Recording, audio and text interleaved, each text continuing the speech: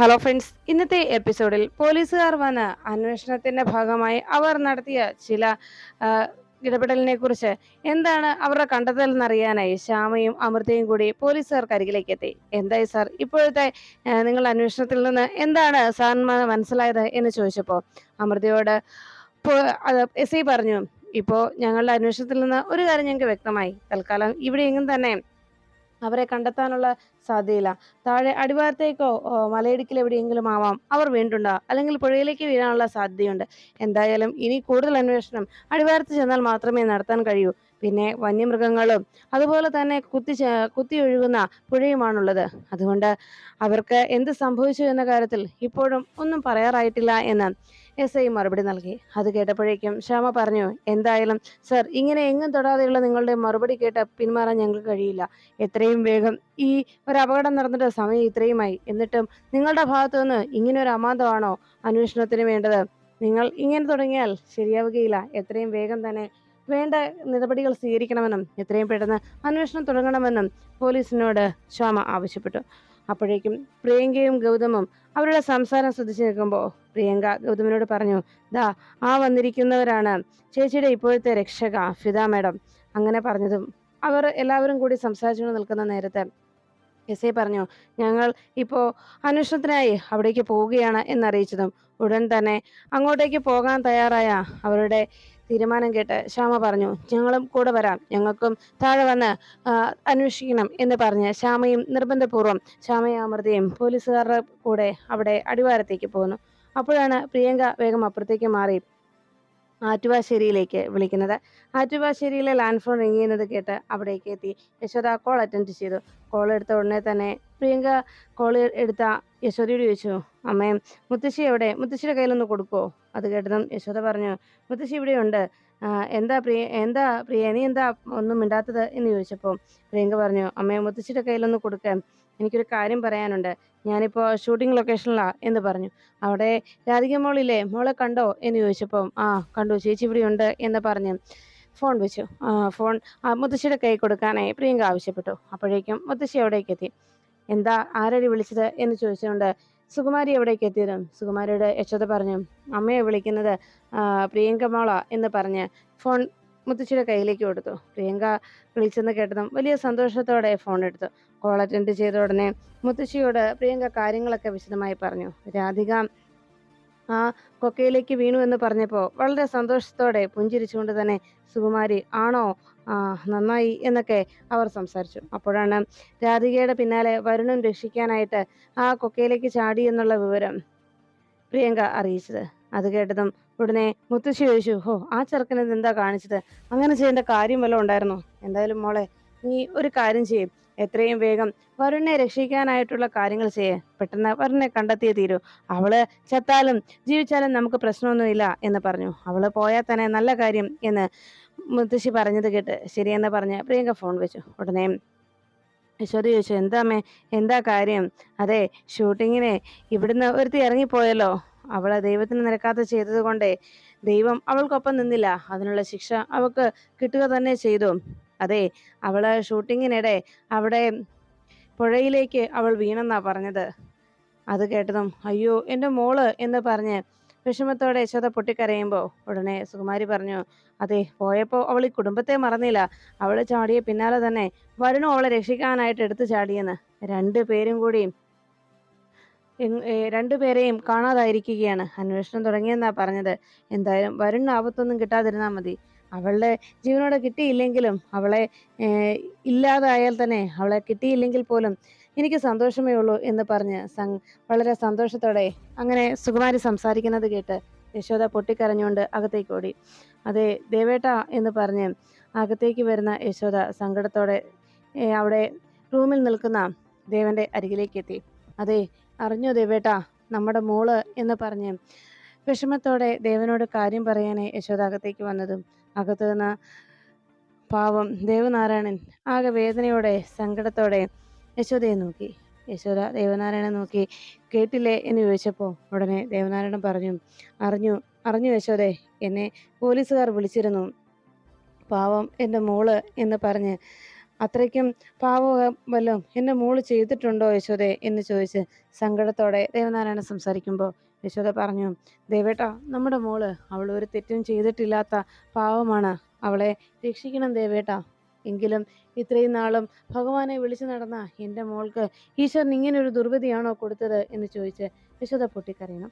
യശോദയുടെ ആ കരച്ചിൽ കേട്ടുകൊണ്ട് നിന്ന ദേവനാരായണൻ യശോദയോട് പറഞ്ഞു, യശോദേ, കുഞ്ഞുനാളും മുതൽ ഈശ്വര നാമം മാത്രം ജപിച്ചിരുന്ന, അതുമാത്രം കൃഷ്ണഗാനം മാത്രം കേട്ട് വളർന്ന എൻ്റെ മോള് ഒരു ഉത്തമ കൃഷ്ണഭക്തിയായിരുന്നു. അവളോട് ഭഗവാൻ ഇങ്ങനെ ഒരു ക്രൂരത കാട്ടിയത് എന്ത് കാരണത്താലാണെന്ന് എനിക്കറിയില്ല. ഭഗവാന്റെ ഇങ്ങനെ ഒരു ഇടപെടൽ, ഭഗവാൻ ഇങ്ങനെ ഒരു പ്രവൃത്തി എൻ്റെ മോൾക്ക് നേരെ ചെയ്തെങ്കിൽ അതിന് ഈശ്വരൻ തന്നെ ഒരു മറുപടി ഉണ്ടാക്കട്ടെ. ഞാൻ ഭഗവാനോട് എൻ്റെ മോളുടെ ആ പ്രാർത്ഥനയ്ക്കും അവൾ ഈശ്വരനിൽ വിശ്വസിച്ചിരുന്ന എൻ്റെ മോളുടെ ആ വിശ്വാസത്തിനും ഭഗവാൻ യാതൊരു വിലയും കൽപ്പിച്ചിട്ടില്ലെങ്കിൽ പിന്നെ ഞാൻ ആ ഭഗവാനോട് എന്തിനപേക്ഷിക്കണം എന്ന് പറഞ്ഞ് ദേവനാരായണൻ സങ്കടപ്പെട്ട് അങ്ങനെ ഇരിക്കുമ്പോൾ സുകുമാരി അവിടേക്ക് എത്തിയിട്ട് പറഞ്ഞു, അതെ, നിങ്ങളെന്തിനാ ഇങ്ങനെ ഇവിടെ നിന്ന് സങ്കടപ്പെട്ടുകൊണ്ടിരിക്കുന്നത്? അവള് പോയി ചത്ത് തൊലയട്ടെ, അതല്ലേ നല്ലത്. ഉടനെ യശോദ ദേവനാരായണനോട് പറഞ്ഞു, ദേവേട്ടാ, നമുക്ക് അവിടെ വരെ പോകാം എന്ന് പറഞ്ഞപ്പോൾ അരികിലേക്ക് എത്തി സുകുമാരി ചോദിച്ചു, എന്തിനാ അങ്ങോട്ട് പോകുന്നത്? അവളുടെ വല്ല കൈയോ കാലോ ദേഹത്തിന്റെ വല്ല ശരീരഭാഗത്തിന്റെ വല്ല മാംസകഷ്ണം എന്തെങ്കിലും കിട്ടിയാ അത് പോലീസ് ഇവിടെ വിളിച്ച് അറിയിക്കും. അത് ചെന്നങ്ങ് ഏറ്റു വാങ്ങിയാൽ മതി. അല്ലാതെ വെറുതെ അവിടെ പോയി നോക്കി നിൽക്കേണ്ട കാര്യമൊന്നുമില്ല എന്ന് പറഞ്ഞതും യശോദ ചാടി ഇരുന്നിട്ട് അമ്മേ എന്ന് ദേഷ്യത്തോടെ വിളിച്ചു. അപ്പോഴേക്കും ഇതെല്ലാം കേട്ട് നിന്ന ദേവനാരായണൻ തൻ്റെ കയ്യിലിരുന്ന ആ പേപ്പർ ബെഡിലേക്ക് വലിച്ചെറിഞ്ഞിട്ട് ദേവനാരായണൻ വേഗം സുകുമാരിയുടെ അരികിലേക്ക് എന്നിട്ട് പറഞ്ഞു, അമ്മ ഈ പറഞ്ഞതൊക്കെ എങ്ങനെ ഇത്രയും മനസാക്ഷിയില്ലാതെ, മനസ്സിൽ യാതൊരു വേദനയില്ലാതെ ഇങ്ങനെയൊക്കെ സംസാരിക്കാൻ അമ്മയ്ക്ക് എങ്ങനെ കഴിയുന്നു? ഒരു കാര്യം ഞാൻ പറഞ്ഞേക്കാം, എൻ്റെ മോളെക്കുറിച്ച് ഇനി ഒരു വാക്ക് അമ്മ ഇവിടെ നിന്ന് പറഞ്ഞാൽ എനിക്ക് അത് സഹിക്കാൻ കഴിയാത്ത വിധത്തിൽ അമ്മയുടെ നാവിൽ നിന്ന് എന്തെങ്കിലും വന്നാൽ അമ്മയാണെന്നൊന്നും ഞാൻ നോക്കില്ല. ശത്രു ഇല്ലാതായതിൻ്റെ സന്തോഷം എവിടെ ഈ വീടിൻ്റെ ഏതെങ്കിലും മൂലയിൽ പോയിരുന്ന് ആഘോഷിക്കുക. പക്ഷെ എൻ്റെ മുന്നിലേക്ക് എൻ്റെ മോളെക്കുറിച്ച് എന്തെങ്കിലും പറഞ്ഞുകൊണ്ട് വന്നാലുണ്ടല്ലോ, ഇതായിരിക്കില്ല ഈ ദേവനാരായണന്റെ പ്രതികരണം. ദേവനാരായണൻ അമ്മ എന്നുള്ള സ്ഥാനമൊക്കെ അങ്ങ് മറക്കും എന്ന് ദേവനാരായണൻ ദേഷ്യപ്പെടുമ്പോൾ നീ പോടാ എന്ന രീതിയിൽ ദേഷ്യത്തോടെ കടുപ്പിച്ചുകൊണ്ട് അവിടുന്ന് സുകുമാരി പോകുന്നു. അപ്പോഴേക്കും യശോദ ദേവനാരായണനെ കെട്ടിപ്പിടിച്ച് ദേവേട്ട എന്ന് വിളിച്ച് എൻ്റെ മോള് എന്ന് പറഞ്ഞ് രണ്ടുപേരും പരസ്പരം സങ്കടത്തോടെ കരഞ്ഞു. അതിനുശേഷം ശ്യാമയും അമൃതയും പോലീസുകാർക്കൊപ്പം താഴെ ആ മലയടിവാരത്ത് അന്വേഷണം തുടരുന്നു. അങ്ങനെ മുന്നോട്ട് പോകുന്നതിനിടയിൽ ശ്യാമ പെട്ടെന്ന് ഒരു ചതുപ്പിൽ കാല് കുത്തി ഒന്ന് വീണു. ഈ കാഴ്ച കണ്ടുകൊണ്ട് അവിടേക്ക് എത്തിയ പോലീസുകാർ പറഞ്ഞു, മാഡത്തോട് പറഞ്ഞാലേ ഇവിടെയുള്ള ഈ അന്വേഷണം വളരെ ദുർഘടമാണ്. അതുകൊണ്ട് മാഡം തൽക്കാലം ഇവിടെ നിന്ന് പോകുന്നതാണ് നല്ലത്. ഞങ്ങൾ അന്വേഷിച്ച് വിവരം കിട്ടിയാൽ മാഡത്തെ അറിയിക്കാം എന്ന് പറഞ്ഞതും ഉടനെ ശ്യാമ പറഞ്ഞു, ഇല്ല സാർ, എന്തായാലും ഞാനും നിങ്ങൾക്കൊപ്പം നിൽക്കും. എനിക്ക് നിങ്ങളൊക്കെ ഇവിടെ നിന്ന് പോയാലും ഞാൻ ഇവിടെ തന്നെ ഉണ്ടാകും സാർ എന്ന് പറഞ്ഞു. അപ്പോഴേക്കും പോലീസുകാർ പറഞ്ഞു, അതെ മേഡം, ഞങ്ങൾ പറഞ്ഞത് ഇനിയും ഇവിടെ അന്വേഷണം തുടർന്നാൽ രാത്രിയാവുകയാണ്, ഇരുട്ട് കൂടും. പിന്നെ ഈ വനത്തിൽ നിന്ന് ആർക്കും പുറത്തു പോകാൻ കഴിഞ്ഞെന്ന് വരില്ല. അതുകൊണ്ട് തന്നെ കാടിൻ്റെ അന്തരീക്ഷം മാറിക്കഴിഞ്ഞാൽ അത് എത്രയും വേഗം ഇവിടുന്ന് പോവുകയെന്നല്ലാതെ വേറെ രക്ഷയില്ല. ഇനി കൂടുതൽ ആളുകളെ ഇറക്കി ഉൾക്കാട്ടിലേക്ക് അന്വേഷണത്തിന് പോകാം. ഇനി പുഴയിലോ മറ്റോ വീണോ അതോ ഇനി മറ്റെന്തെങ്കിലും സംഭവിച്ചോ എന്നറിയില്ല. എന്തായാലും ഈ ഒരു പ്രഥമ അന്വേഷണത്തിൽ ഒരു കാര്യം വ്യക്തമാണ്, അവർ താഴെ പുഴയിലേക്ക് വന്ന് വീണിട്ടില്ല, അത് തീർച്ചയാണ് എന്ന് പോലീസ് അറിയിച്ചു. അപ്പോഴേക്കും ശ്യാമ ആകെ സങ്കടത്തോടെ അവിടെ ഇരുന്നു. അമൃതയെടുത്തി, ഞാൻ എന്തൊരു പാപിയാണ്. ഈ പാപിയുടെ വയറ്റിൽ വന്ന് ജനിച്ച എൻ്റെ കുഞ്ഞിന് ഈ പാപിയുടെ പാപഭാരം കൂടി പേറേണ്ടി വന്നല്ലോ. ഇത്രയും നാളും അവളെ കണ്ടെത്തിയിട്ടും അവൾക്കരികിലേക്ക് പോകാതെ, അവൾ അമ്മയാണെന്ന് പോലും പറയാതെ അവളെ ഇത്രയും നാളും ഞാൻ പറ്റിച്ചു. ഇനി ഞാൻ എന്തിനാണ് ഈ വേഷമൊക്കെ ധരിക്കുന്നത്? ഇതൊക്കെ ഞാൻ എടുത്ത് കളയാൻ പോവോ? എൻ്റെ മോളെ ഇത്രയും നേരമായിട്ടും ഒരു വിവരവും കിട്ടിയില്ലല്ലോ. ഇനി ഞാൻ എന്തിനാ എൻ്റെ മോളെ കണ്ടെത്തിയിട്ടും അവളുടെ അരികിൽ ചെന്ന് സ്വന്തം അമ്മയാണെന്നൊന്ന് പറയാൻ പോലും എനിക്ക് കഴിഞ്ഞില്ലല്ലോ എന്ന് പറഞ്ഞ് ശ്യാമ പൊട്ടിക്കരഞ്ഞു.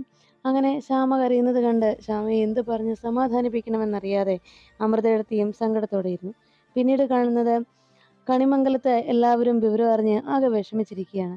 ഉടനെ മുത്തശ്ശിയും പരമേശ്വരനോട് ചോദിച്ചു, പരമേശ്വരൻ, നമുക്ക് അവിടെ വരെ പോകാമെന്ന് പറഞ്ഞിട്ട് നീ എന്താ ഇതിന് സമ്മതിക്കാത്തത് എന്ന് ചോദിച്ചപ്പോൾ പരമേശ്വരൻ പറഞ്ഞു, അമ്മേ, ഇപ്പോൾ നമ്മൾക്ക് വാർത്ത ഈ ടിവിയിലൂടെ അറിയാൻ കഴിയുന്നുണ്ട്.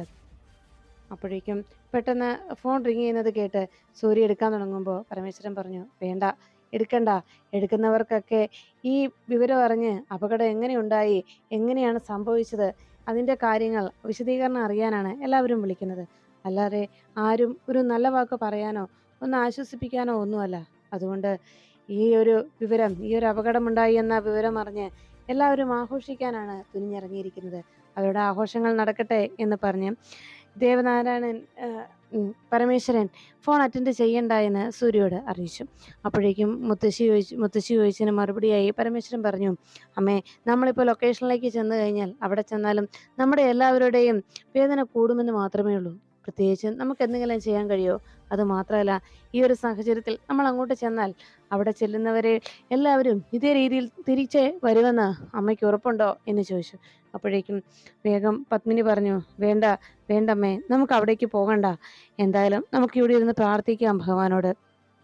അങ്ങോട്ട് ചെന്ന് നമ്മുടെ എല്ലാവരും ആരോഗ്യസ്ഥിതി മോശമായിരിക്കുന്നവരാണ്.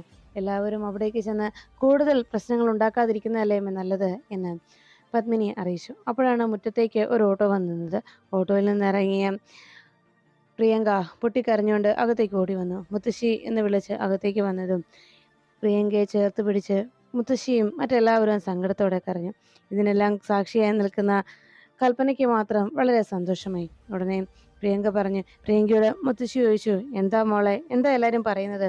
അവിടെ നിന്നുള്ള അവരുടെ മറുപടി എന്താ എന്ന് ചോദിച്ചപ്പോൾ പ്രിയങ്ക പറഞ്ഞു, അവിടെ നിന്നവരെല്ലാവരും എന്നെ പേടിപ്പിക്കുകയാണ് മുത്തശ്ശി.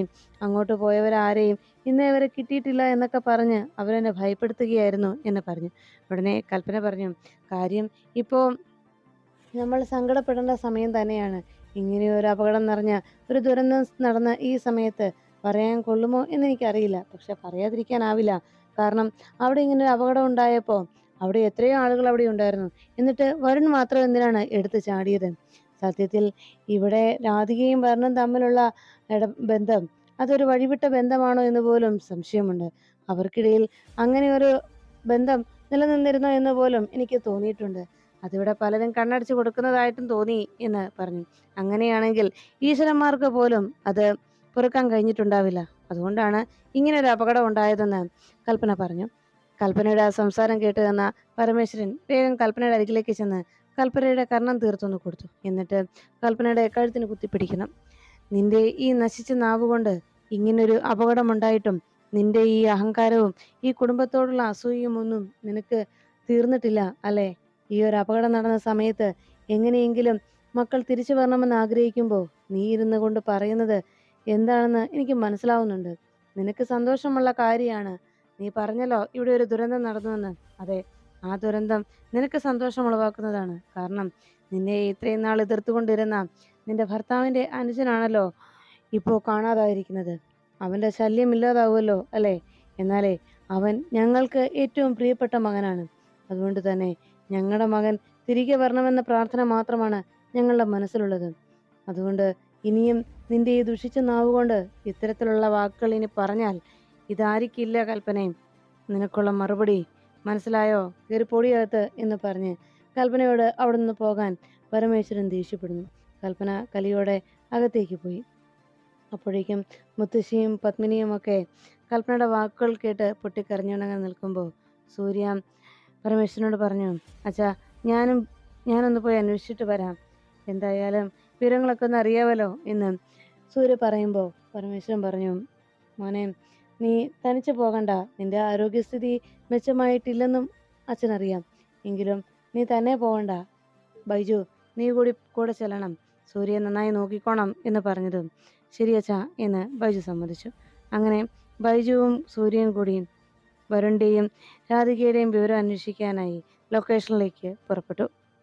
അച്ഛൻ വിഷമിക്കാതെ. വരുണിന് അവനൊരാപത്തും വരില്ല. അവനൊന്നും സംഭവിക്കില്ല അച്ഛാ.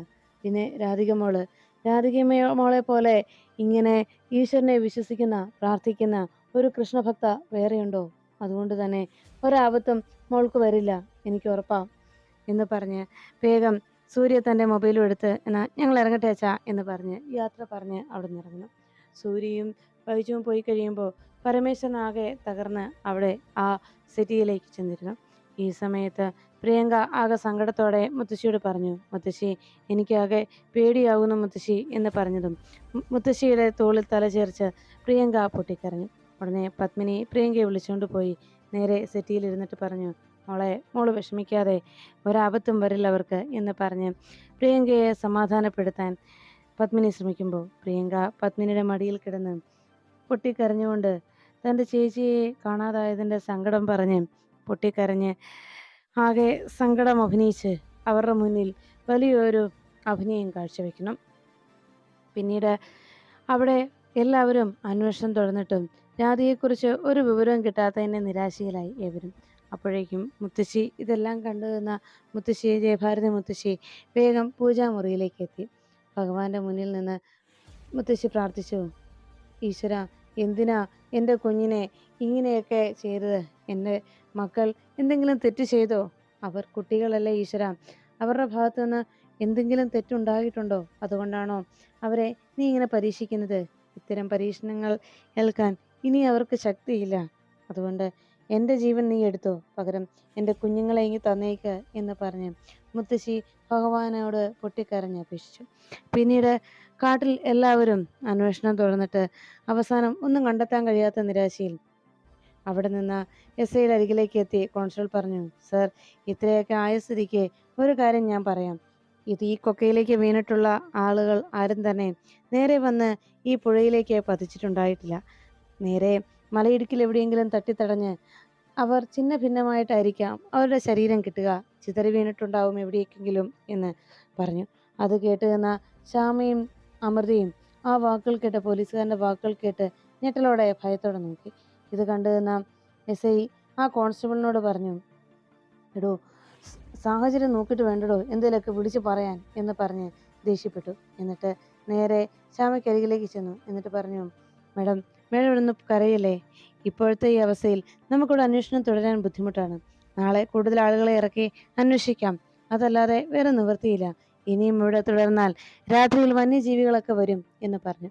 ഇത് കേട്ടതും ശ്യാമ പറഞ്ഞു, സാർ, നിങ്ങളൊക്കെ പൊയ്ക്കോ, ആരൊക്കെ വേണമെങ്കിലും പൊയ്ക്കോളൂ, പക്ഷേ ഞാൻ പോകില്ല, എൻ്റെ മോളെയും കൊണ്ടല്ലാതെ ഞാൻ ഇവിടെ നിന്ന് പോകില്ല എന്ന് പറഞ്ഞ് ശ്യാമ വാശി പിടിച്ചു.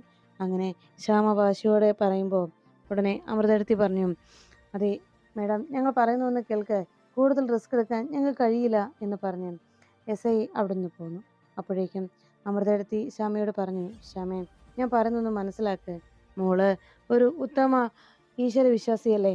അതുകൊണ്ട് തന്നെ ഭഗവാൻ കൃഷ്ണൻ്റെ മേൽ ശ്യാമേ നിനക്ക് ഭഗവാന് മേൽ വിശ്വാസം ഉള്ളതല്ലേ? ഇത്രയും നാളും നിങ്ങളെ അകറ്റി നിർത്തിയിട്ട് അവസാനം നിന്റെ അരികിലേക്ക് ഭഗവാൻ തന്നെയല്ലേ മോളെ എത്തിച്ചത്? അതുകൊണ്ട് ഈശ്വരനെ വിശ്വസിക്ക്, തീർച്ചയായിട്ടും ഭഗവാൻ രാധിക മോളെ നിന്റെ മുന്നിൽ എത്തിക്കും ശ്യാമേ, എനിക്ക് ഉറപ്പുണ്ട്. ഉടനെ തന്നെ രാധിക മോളെ നിനക്ക് കണ്ടെത്താൻ കഴിയും, അവൾക്കൊരാപത്തും വരില്ല എന്ന് അമൃതയെടുത്തി രാധികയെ പറഞ്ഞ് ശ്യാമയെ പറഞ്ഞ് മനസ്സിലാക്കാൻ ശ്രമിക്കുകയും ശ്യാമയെ സമാധാനപ്പെടുത്തുകയും ചെയ്തു.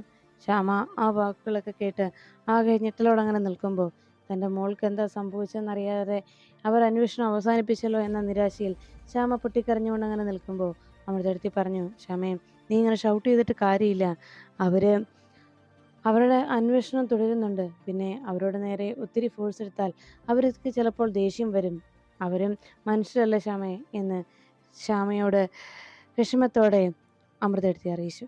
അപ്പോഴേക്കും അവിടെ ദേവനാരായണനും യശോദയും ക്ഷേത്രത്തിലെത്തി ഭഗവാന്റെ മുന്നിൽ കണ്ണീരും കയ്യുമായിരുന്ന് പ്രാർത്ഥിച്ചുകൊണ്ട് രാധിക മോൾക്ക് വേണ്ടി അപേക്ഷിക്കുന്നു. അപ്പോഴാണ് സൂര്യയും ബിജുവും ആ മലയടിവാരത്തെത്തി അവിടെ എല്ലായിടത്തും വരുണിനെയും രാധിക മോളെയും അന്വേഷിക്കുന്നത്. കാറിനുള്ളിൽ കയറിയ ശ്യാമയും അമൃതയെടുത്തിയും ശ്യാമയെ പറഞ്ഞ് മനസ്സിലാക്കാൻ ശ്രമിക്കുന്നു. മോളെ കണ്ടെത്താൻ കഴിയും ശ്യാമേ, അവൾക്കൊരാപത്തും വരില്ല, വാ നമുക്ക് ഇപ്പോൾ തൽക്കാലം ഇവിടുന്ന് പോകാം എന്ന് പറഞ്ഞിട്ടും ശ്യാമ അത് കേൾക്കാൻ തയ്യാറാകുന്നില്ല. ഇല്ലേട്ടത്തി, എനിക്കെൻ്റെ മോളെ കാണാതെ ഇവിടെ നിന്ന് പോരാനാവില്ല, എനിക്ക് വരാൻ കഴിയില്ല എന്ന് പറഞ്ഞ് വീണ്ടും അമൃതയെടുത്തിയുടെ വാക്കുകളെ എതിർത്തുകൊണ്ട് ശ്യാമ ആ കാട്ടിൽ തന്നെ നിൽക്കുകയും തൻ്റെ മോളെക്കുറിച്ചുള്ള ഓർമ്മകളിൽ മുഴുകി അവൾ തിരികെ വരുമെന്നുള്ള പ്രതീക്ഷയിൽ ഭഗവാനോട് കേണപേക്ഷിച്ചുകൊണ്ട് കണ്ണീരോടെ ആ കാട്ടിലിരിക്കുന്നു.